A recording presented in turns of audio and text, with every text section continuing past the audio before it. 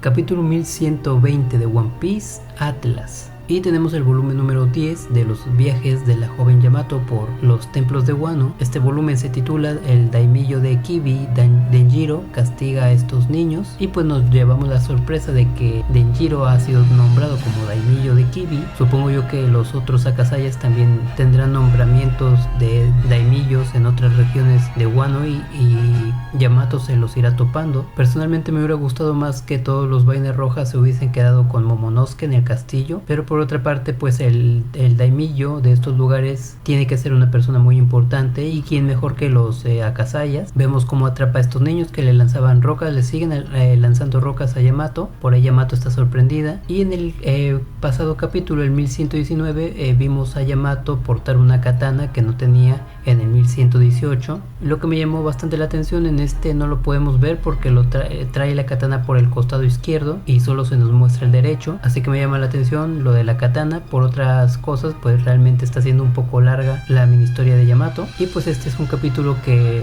me terminaron spoileando otra vez la gente que pues no se aguanta las ganas de contarle a todo mundo lo que ya leyó en los spoilers, pero pues por suerte es algo que yo ya había llegado a la conclusión de que sería así, que es la muerte de Atlas, mi satélite favorita en cuanto a diseño. Y lo primero que me llama la atención en este 1120 es empezando con el flashback de Vegapunk y Clover. Tenemos la reja protectora entrada a Pan Hazard, mismo lugar en el que estuvieron los Mugiwaras parados decidiendo si entraban o no. Finalmente Zoro corta esta puerta. Me resulta curioso que pues ese es casi el mismo lugar, ese es a unos pasos de donde están Clover y donde están Vegapunk. Obviamente antes de la pelea de Aokiji y de Akainu todavía se veía vegetación, incluso palmeras, y me llama la atención el letrero que nos muestran a la entrada, que ya lo habíamos visto durante la saga de Pan Hazard, en el que aparecen tres triángulos, uno de la marina, otro del gobierno mundial y un tercero que nunca se explicó, y este yo lo atribuí a que era la calavera de Kaido. Más adelante, al ver la bandera de Kaido en el anime, también al ver el cuerpo, la cabeza de Kaido, y también al ver Onigashima, pues llegué a la conclusión de que se trataba de un territorio protegido por Kaido, y no le di más vueltas al asunto porque tampoco había otra explicación. Pero en este 1120 se nos explica el porqué, con una sombra, una silueta de un gigante con cuernos que sobresale de la reja de Pan Hazard, probablemente el guardián de este lugar junto con los dragones. Y sobre este gigante cornudo me surgen bastantes dudas. La primera es que probablemente pudiera ser uno de los Yeti-Cool Brothers, estos gigantes que aparecieron en la saga de Pan Hazard y que habitaban en la zona pues del hielo. Lo relaciono por el tamaño y por la silueta que no deja revelar su verdadero rostro, pero también hay algunas contradicciones. La primera son los cuernos. Evidentemente los Yeti-Cool Brothers no tienen cuernos. Esto podría arreglarlo Oda diciendo que los perdieron en una batalla o alguna cosa. También falta otra silueta para poder decir que son los Yeti-Cool Brothers. Y la tercera cosa que no encajaría sería el pelo que crece en todo su cuerpo, ya que para la nieve está justificado, pero como Pan Hazard originalmente era una isla tropical por las palmeras, pues no tiene mucho sentido que tuviese pelo este gigante cornudo que se asoma por la reja, porque para ese clima pues no necesitarían el vello en el cuerpo. Otra posibilidad sería que Vegapunk estuviese trabajando con la genética de los gigantes ancestrales, ya que los cuernos de la entrada pues son muy similares a los de los gigantes ancestrales como Ors, y también como los cuernos de Kaido. Pero lo que contradice pues a esta hipótesis es el hecho de que los cuernos no dan ese giro, esa vuelta característica de los gigantes ancestrales, son simplemente cuernos vacunos, vamos a decirle. Así que es bastante interesante esta silueta que se asoma por ahí. Y otra cosa que me llamó la atención son los dragones. Vegapunk está sentado en un tubo al lado de un pequeño dragón, y Clover tiene detrás a otro del mismo tipo pero muchísimo más grande. Digo que es el mismo tipo porque son prácticamente el mismo, tienen la misma trompa, los mismos cuernos, y cualquiera pensaría que el dragón pequeño que está sentado junto a Vegapunk se convertiría en el futuro en el dragón rojo que atacó los Mugiwaras en la parte de fuego de Pan Hazard, al cual Zoro le cortó la cabeza. Pero la anatomía y el diseño del dragón pues no coinciden para nada, principalmente por la forma en la que tienen la trompa, la nariz y los cuernos. Los cuernos de los gigantes que aparecen en este 1120 son hacia adelante, apuntan hacia adelante, y tanto los cuernos del dragón rojo y del dragón verde que vimos cuando los Mugiwaras llegaron a Pan Hazard pues están hacia atrás. Así Así que definitivamente los dragones que aparecen en este 1120 no son los que aparecieron en la saga de Panhazard, son otros distintos, lo cual me hace preguntarme qué fue de ellos y qué fue también de ese gigante cornudo. Y la anatomía de los dragones que aparecen en este 1120 se parecen bastante al dragón verde, al pequeño dragón que jalaba un trineo en el área del frío, salvo por los cuernos que son totalmente diferentes. El dragón que vimos en la saga de Panhazard tiene los cuernos hacia atrás y los de este 1120 hacia adelante. Luego tenemos una de las mayores revelaciones, no solamente de esta saga, sino de todo One Piece, porque involucra al apellido D, que es el nombre verdadero de Clover,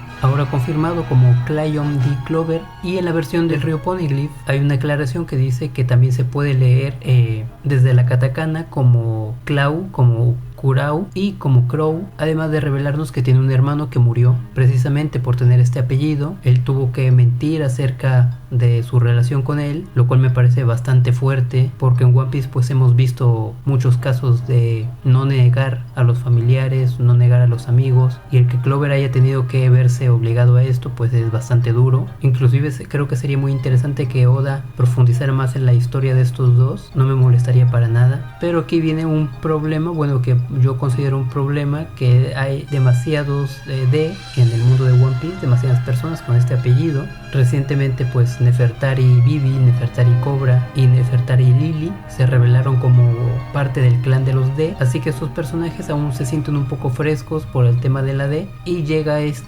Clover con su hermano también a añadirse a este grupo, lo que nos da un resultado de 5 personajes nuevos con el nombre de la D en una sola saga, que es la de Egghead. Así que yo lo siento bastante pesado, bastante invadido de personajes. Creo que ya son muchos los D, y creo que si vamos también a meter a Clover y a su hermano, pues tendríamos que meter al papá de Lo, a su madre y a Lamy, la hermana menor de Lo, ya que ellos también tienen el apellido D, aunque no se ha confirmado, pero por el parentesco de hermandad que tienen Clover y su hermano, además de que este apellido, como hemos visto, se hereda de los padres a los hijos, pues por qué no poner a los padres y a la hermana de Lo. Creo que sería lo más justo. No habría alguna razón para no meterlos a la lista de los D, a pesar de que no se haya confirmado si llevan el apellido. Como digo, por lo que estamos viendo recientemente, pues perfectamente pueden ser parte del clan de los D estos personajes, y tendríamos 18 personajes confirmados con la letra D, bueno, no confirmados, pero 18 personajes con la letra D en su nombre, lo cual me parece demasiado. Pero por el lado bueno, pues Clover vuelve a brillar, no se queda en la saga de Enies Lobby, en el pasado de Robin, sino que vuelve a resurgir en esta saga,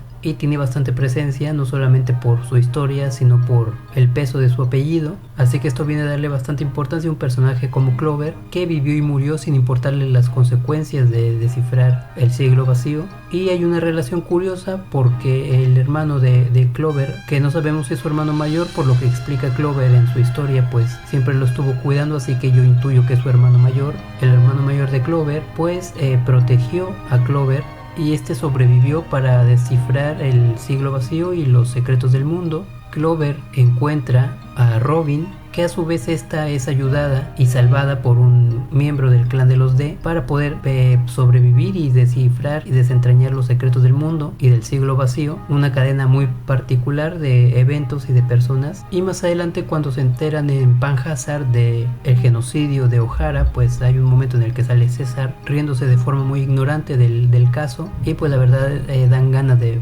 ponerle un golpe en la cara, como lo hizo Luffy en esa saga. Además de a York, que saldrá más adelante, volvemos a ver una escena de la visita que hizo Vegapunk a O'Hara para dejar estas flores, y aquí tenemos otro momento magistral de Vegapunk, que se ha convertido ya en mi personaje favorito de toda la saga, un personaje extremadamente bien construido, porque durante la petición de Clover a Vegapunk, pues este lo rechaza, le dice que está trabajando para el gobierno, aún así no lo acusa por esa humanidad que tiene, y finge que no lo conoce, además de revelarle el por qué lo dejan vivo cada vez que lo atrapan, y es para pues posteriormente encontrar a sus nakamas y matarlos todos juntos, cosa que terminó ocurriendo. Me sorprendió bastante esta declaración, porque yo no la imaginaba, y una vez que se entera del suceso, pues lo toma de manera muy fría, muy calmada. Lo vemos en el laboratorio trabajando sin descansar mientras César se ríe. Y aquí donde vemos lo magistral del personaje, porque a pesar de la postura clara que tiene Vegapunk, fue al lugar donde se suscitó la masacre y no pudo contener las lágrimas, sobre todo de arrepentimiento, porque tuvo a Clover delante de él, tuvo a Clover frente a frente en Pan-Hazard, quien prácticamente le rogó que trabajaran juntos para descifrar el siglo vacío. Y pues claro, el peso de esa escena pasada cae como un balde de agua fría para Vegapunk.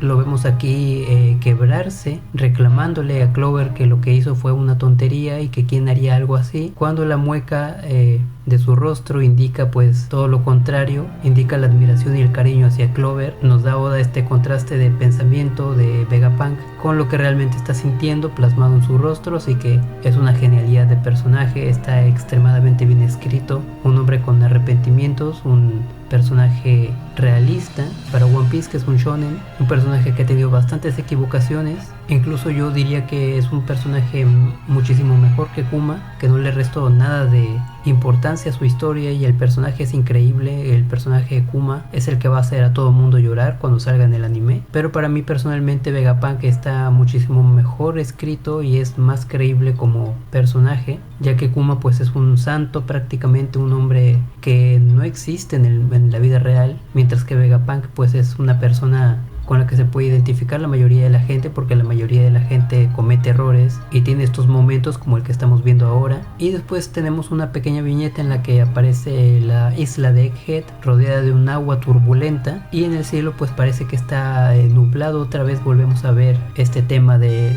las nubes oscuras.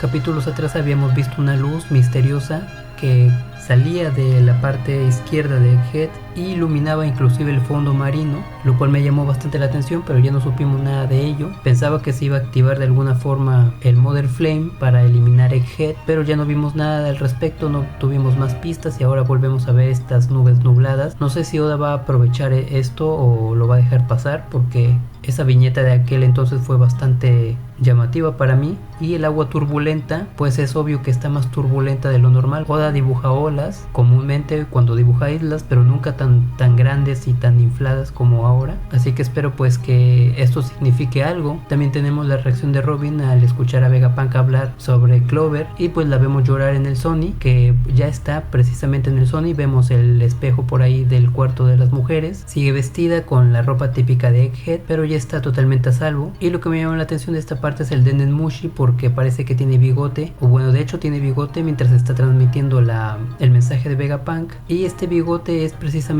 por Vegapunk, ya que sabemos que los Denden Mushis adoptan la apariencia de la persona que está hablando del otro lado, así que definitivamente es el bigote de Vegapunk. Pero lo que me llama la atención es que antes habíamos visto en capítulos pasados otro Denden Mushi que estaba transmitiendo, bueno, de hecho todos los Denden Mushis del mundo en este momento están transmitiendo, supongo yo, el mensaje de Vegapunk, así que todos tendrían que tener la apariencia de Vegapunk. Pero lo que me llama la atención es que uno de estos Denden Mushis que aparece en el cuarto de recuperación de D.S. Drake en la marina tiene el cabello alborotado como Vegapunk, y este de Robin tiene el bigote de Vegapunk, así que por lo que estoy viendo pues podríamos llegar a la conclusión de que los Denden Mushis son caprichosos a la hora de tomar la apariencia de la persona que está al otro lado. Pueden emular el bigote, pueden emular el cabello, pueden emular incluso otros rasgos. Supongo yo que estos caracolitos deciden qué es lo que quieren emular de la persona que está del otro lado, y me pareció interesante. No es algo para nada relevante, pero me pareció muy interesante que algunos Denden Mushis presenten una característica de Vegapunk y otros otra. Luego tenemos la interacción del Sony con Itambaron Bin Asuyuro, que esto me parece un poco extraño porque el Sony ya había dejado atrás del barco, del mismo barco, a Zoro peleando contra este Gorosei, y ahora lo vemos adelante. No sabemos cómo llegó. Se puede explicar por la super velocidad que tiene en su forma de caballo fantasma, pero me pareció un poquito forzado que se explique de esta manera. Además de que no vimos cómo Zoro volvió al barco, estaban en plena confrontación. De hecho, lo que muchos queríamos era ver una pelea digna de Zoro contra Nasuyuro, y hubiera sido pues algo bueno para el personaje de Zoro, que ha tenido un crecimiento bastante lento por no decir que nulo. Mientras que el personaje de Sanji parece que en cada saga crece más, pues el personaje de Zoro se ha quedado bastante atrás, y esta pelea tendría una repercusión muy positiva para el personaje, pero pues no llegamos realmente a nada más que a parar un golpe que lanzó este Gorosei. Un poco decepcionado de que Zoro pues no haya tenido una pelea con este personaje. Creo que si alguien tendría que enfrentar a este personaje, a Nasujuro, sería un espadachín, y que mejor que Zoro, que forma parte de la banda protagonista de One Piece. Así que si va a existir en el futuro una pelea, pues tendría que ser ya en la recta final. Esta sería la oportunidad para habernos mostrado esta pelea, pero por otro lado pues también entiendo que Oda quiere darle prisa al cierre de Egghead y no íbamos a ver una pelea como tal de estos personajes. Estoy un poco decepcionado. Y luego viene pues la parte más dura para mí, que es la intervención de Atlas. Ya habíamos visto en capítulos anteriores que tenía la intención de volver a ayudar a los Mugiwaras, y pues yo ya pronosticaba que iba a morir este satélite, mi favorito. Vemos cómo entra y de un golpe hace que Lilith pierda la conciencia, que también me impresiona que haya roto las maderas del barco de un solo golpe. Recordemos que el Thousand Sunny está hecho de la madera del árbol de Adam, la cual es extremadamente resistente, incluso resiste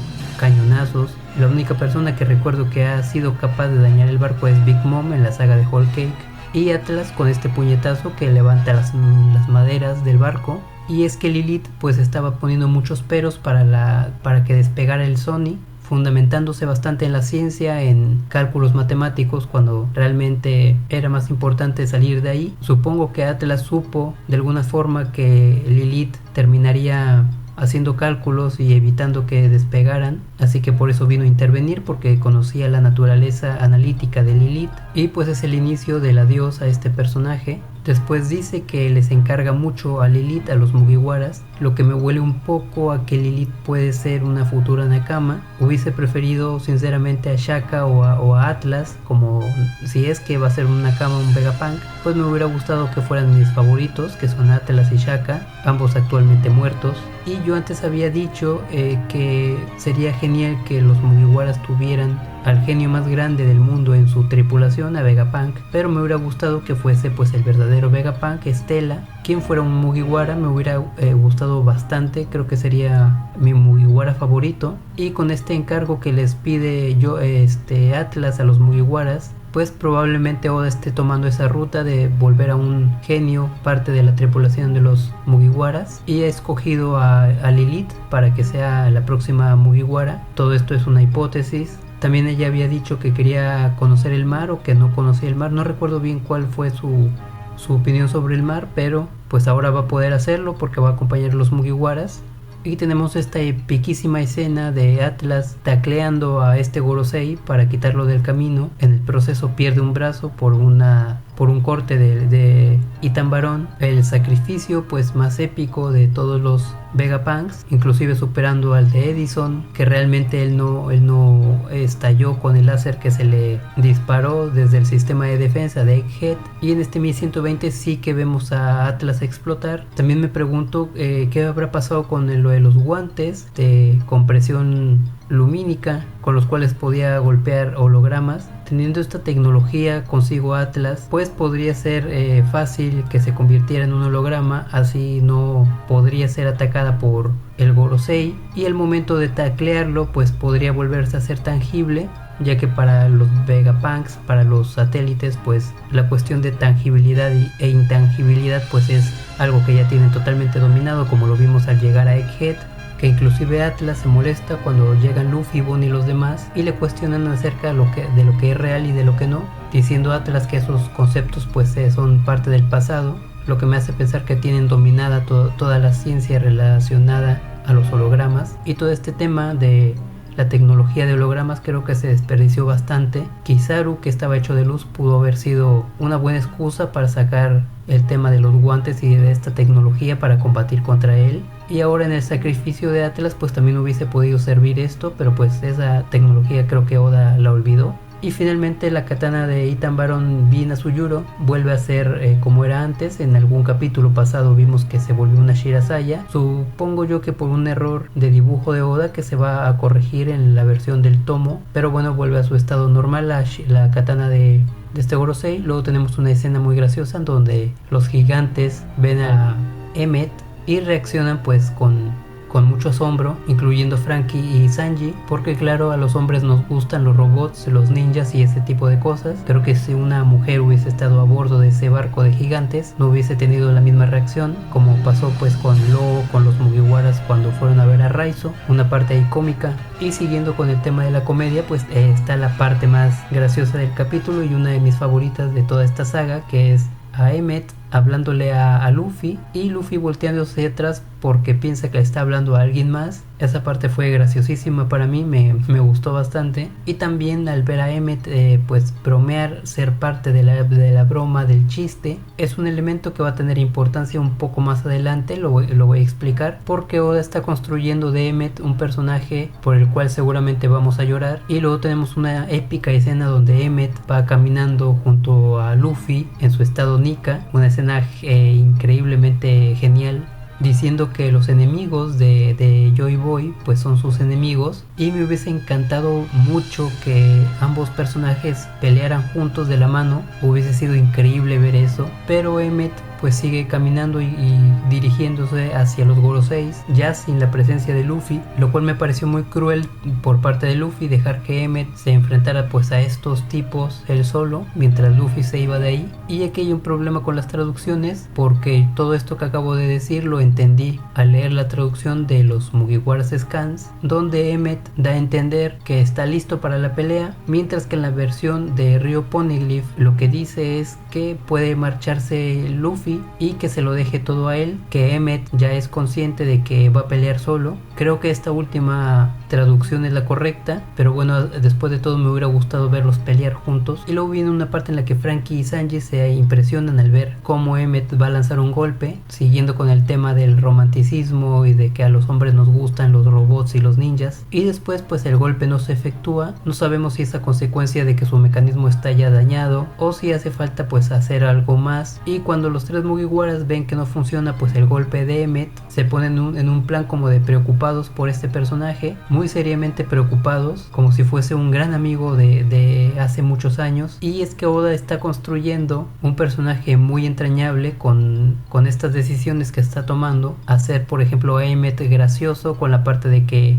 Luffy no entendía con quién estaba hablando, ahora teniendo a los Mugiwaras apoyándole y preocupándose por él como si fuese un personaje de muchos años ya muy conocido. Todo esto es una estrategia de Oda para que la muerte de Emmet pues sea un poco más impactante, más enternecedora, y esto tiene que ver con la televisión en Japón de los años 70 y 80, década en la que Oda veía de niño la televisión. Oda creció con estos programas de robots, de superhéroes, y era normal que en las casas al ver estos programas pues los niños le gritaran al personaje de la televisión que tuviera cuidado, que se alegraran cuando ganara, que suspiraran de alivio cuando el personaje se encontraba bien. Este tipo de reacciones de los niños hacia un personaje ficticio y carismático en la televisión es la misma que está queriendo imponer Oda con Sanji, con Franky y con Luffy en este 1120, porque son como niños viendo pues a su superhéroe favorito en televisión y preocupándose por él. Y esto también me recuerda mucho el personaje de Robocon, de esta serie infantil llamada Ganbare Robocon, de la cual Oda se inspiró para hacer el diseño de Pitágoras. Esto está confirmado en un SBS. Y ahí también tenemos un ejemplo en el primer capítulo de Ganbare Robocon, donde el personaje de Robocon, después de hacer un gran esfuerzo físico, pues termina en el suelo, y tenemos a un niño al cual salvó, pues preocupándose por él, acercándose, tratando de reanimarlo. Esto tiene bastante relación con lo que estaba contando acerca de los niños preocupándose por el personaje de la televisión. También tiene relación obviamente con Luffy, con Sanji y con Franky preocupándose por el robot. Además de que sabemos que Ganbare Robocon pues era un programa que Oda veía. Y como último dato curioso acerca de este tema, el personaje de Robocon tenía una voz muy infantil como de un niño, lo cual lo hacía especialmente enternecedor para el público. Y no sé dónde lo leí, si en Twitter o si en una aclaración de Rio Poneglyph, pero se da a entender en el manga que la voz del gigante de hierro, es decir de Emmet, también es la de un niño. Seguramente cuando lo escuchemos en el anime va a tener la voz muy infantil, así que esto también vendría a ser una referencia a tipo de programación de los 70s, de los 80s que veía Oda. Sabemos que la saga de Egghead está fuertemente inspirado en todo esto, y a diferencia de Robocon, que al final sí se levantó, pues veremos a Emmet morir seguramente, y Oda nos está preparando para su muerte con estos momentos de Emmet siendo gracioso, de los Mugiwaras preocupándose por él, del personaje tratando de defenderse ahí torpemente y no consiguiéndolo. Todo esto pues es una preparación para lo que va a ser el final de Emmet. Y luego vemos la parte de la mordida de Sanshep-Her Jupiter, quien le come todo el costado derecho a Emmet, lo cual me hace preguntarme si el golpe que dio Emmet, el cual le rompió un cuerno a Santop Manguarkuri, pues era resultado de alguna técnica especial o solamente era su aleación con la que estaba construido, porque si se trataba de la aleación de la que estaba construido Emmet, pues no tendría sentido que ahora Peter le arrancara medio pedazo del cuerpo sin ninguna dificultad, lo cual lo pone en una situación de lástima para el lector, que ve como poco a poco este Emmet va siendo devorado y va siendo derrotado. También podríamos hablar que las mandíbulas de este Gorosei de Peter, de Shep-Her Jupiter, pues son extremadamente poderosas, más que la piel del mismo Top Manguarkuri, porque si Emmet pudo romperle un cuerno con bastante facilidad a Top Manguarkuri, pero Peter pudo comerle todo el costado a Emmet, pues significa que las mandíbulas de este Gorosei son aún más poderosas que la piel del jabalí. Podríamos interpretarlo de esta manera. Luego tenemos la llegada de Jay García Saturn al barco de los gigantes, misma situación que tuvimos con San Marcus Mars, que atacó el barco y Luffy pues lo derrotó de una forma un poco forzada para mi parecer. Ahora estamos ante otra oportunidad de que Luffy active una técnica especial que sea propia de Nika, divertida, y se deshaga de este Gorosei de esa forma. Y pues es que después de ver cómo han nerfeado estos personajes a los Goroseis, pues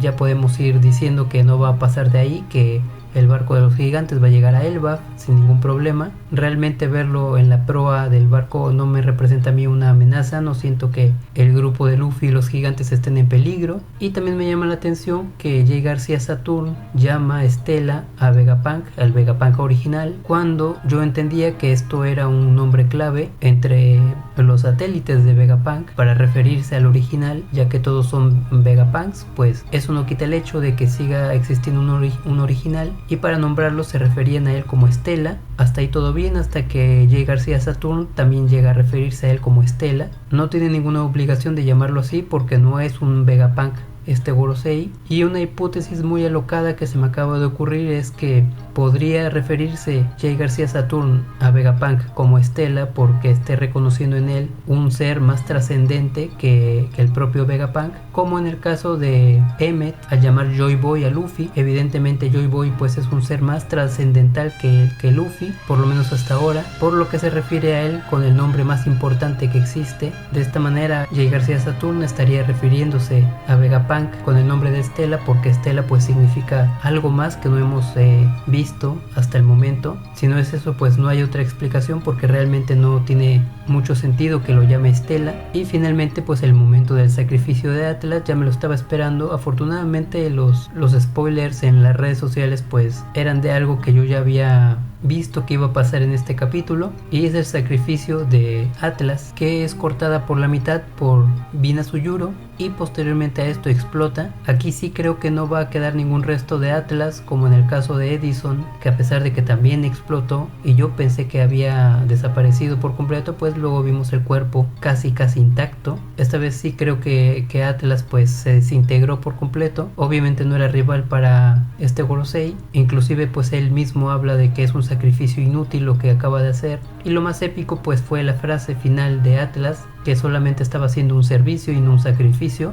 Y pues allá va mi personaje satélite favorito, el que me hubiese gustado que acompañara a los Mugiwaras después de Vegapunk, claro, después de Estela. Y después de la muerte de Atlas pues tenemos esta risa de York, que en este capítulo junto con César pues realmente dan bastantes ganas de darles un puñetazo en la cara. Y también vemos cómo funciona esto de la sincronización de los satélites, y es que al momento de desmayarse o de morir, pues de alguna forma se apaga el sensor, se apaga el monitoreo, por lo que York entendió que Lilith también había fallecido, lo cual no es verdad. Ahí tenemos un momento en el que se regodea y se declara la última Vegapunk, y ya casi acabando pues tenemos esta escena donde Emmet está sin la mitad del cuerpo humeando y frente a dos Goroseis. Si Shepherd Jupiter no le hubiese destrozado la mitad del cuerpo, pues yo pensaría que los que están en peligro son los Goroseis, pero al ver esto pues ahora pienso que, y al ver cómo fue construyendo Oda este personaje para que nosotros sintamos pena por él durante este 1120, pues creo que mi opinión ahora va a cambiar y vamos a tener la muerte de este personaje de Emmet, que apenas si lo conocimos. Oda sabe perfectamente que no hay mucho tiempo para darle muchas presentaciones y darle mucho lore a este personaje, por lo que ha decidido pues meternos esas escenas en las que sentimos a este robot vulnerable para que su muerte pues pegue un poco más. Y ya en las últimas viñetas se habla de Roger en el mensaje de Vegapunk, y hay unos presos que empiezan a prestar atención, sobre todo en esta parte de Vegapunk. Son 4 que están en Impel Down y resulta que son personajes que ya habíamos visto precisamente en la saga de Impel Down. Uno es Jan Goen, un preso que se encontraba en el nivel 1 de Impel Down, y el otro es An Sengaina, un preso que se encontraba en el nivel 2 de Impel Down. Ambos presos estaban separados por un piso, o bueno, se encontraban en un piso inferior y superior, pero ahora los vemos en la misma celda junto con otros 2 personajes que no pude reconocer. El de los ojos saltones me hacía bastante ruido, pensaba que lo había visto en algún lugar, creía que en Whole Cake, pero después de estar un tiempo analizándolo, creo que lo confundí con la máscara de oso que llevaba Blueno en el arco de Water 7. Y el último preso, el que tiene unas coletas en el cabello, pues tampoco lo reconozco, creo que son personajes nuevos. Y pues esto ha sido todo lo que más me ha gustado, lo que más me ha llamado la atención de este 1120, y esperar que sigue.